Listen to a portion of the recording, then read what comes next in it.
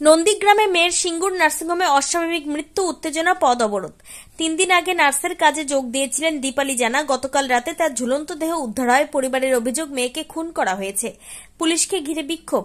বছর 24 দীপালির বাড়ি নন্দীগ্রামে। খবর পেয়ে ভোর রাতে নন্দীগ্রাম থেকে সিঙ্গুরে আসে দীপালির পরিবারের লোকজন। শ্রীরামপুর চণ্ডীতলা যাবার রাস্তার ওপর বসে পড়ে বিক্ষোভ দেখায় মৃতার পরিবার ও স্থানীয় বাসিন্দারা। স্থানীয় ও পরিবার সূত্রে জানা গিয়েছে, হুগলির সিঙ্গুর বোড়াই তেমাথায় এলাকায় একটি বেসরকারি নার্সিংহোমে নন্দীগ্রামের দীপালি গত 3 দিন আগে নার্সিং এর কাজে যোগ দেন। গতকাল রাতে নার্সিংহোমের 4 তলার একটি ঘরে তার ঝুলন্ত মৃতদেহ উদ্ধার হয়।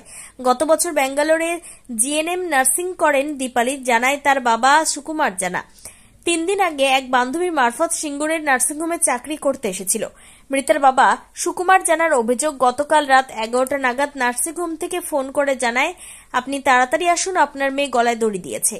রাত 3:30টার সময় গাড়ি ঠিক করে সিঙ্গুরে এসে পৌঁছাই। গেট লাগানো ছিল, গেট খুলে ভেতরে ঢুকি। দীপালি কোথায় জানতে চাই, তখন বলে থানায় নিয়ে চলে গেছে।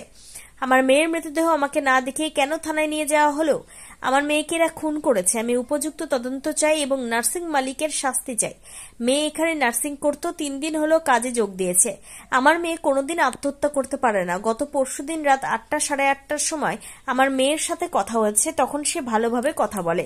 নার্সিংহোমে দীপালির বান্ধবী মল্লিকা বাউরি বলেন, ওকে কারোর সাথে কথা বলতে দেখিনি, তবে কি কারণে এই ঘটনা তা বলতে পারবো না। আমি যখন ওপরে গিয়েছিলাম তখন দেখি ঘরের দরজা বন্ধ, জানলা খুলে দেখি গলায় ফাঁস দিয়ে ঝুলছে। এরপরে আমি সবাইকে বিষয়টি জানাই। রাতে কাউকে না বলে হঠাৎ করে বাইরে বেরিয়ে যায়। এরপর গোটা নার্সিং হোমে খোঁজাখুঁজি করি, কিন্তু কোথাও দেখতে পাই না। ফোন করলেও ফোন সুইচ অফ বলে। বাড়ি নিয়ে কোনো চিন্তা ছিল না। কালকে বাড়ি চলে যাব বলছিল, তবে নার্সিং হোমে কিছু হয়নি। হুগলি গ্রামীণ পুলিশের অতিরিক্ত পুলিশ সুপার কৃষ্ণ রায় জানান, একটা নার্সিং হোমে অস্বাভাবিক মৃত্যু হয়েছে। আমরা মৃতদেহ ময়নাতদন্তে পাঠিয়েছি। মৃতার পরিবার মৌখিকভাবে যেটা বলছে সেটা লিখিত আকারে অভিযোগ দায়ের হলে আইনানুগ ব্যবস্থা নেওয়া হবে। ময়নাতদন্তের রিপোর্ট এলে মৃত্যুর কারণ স্পষ্ট হবে।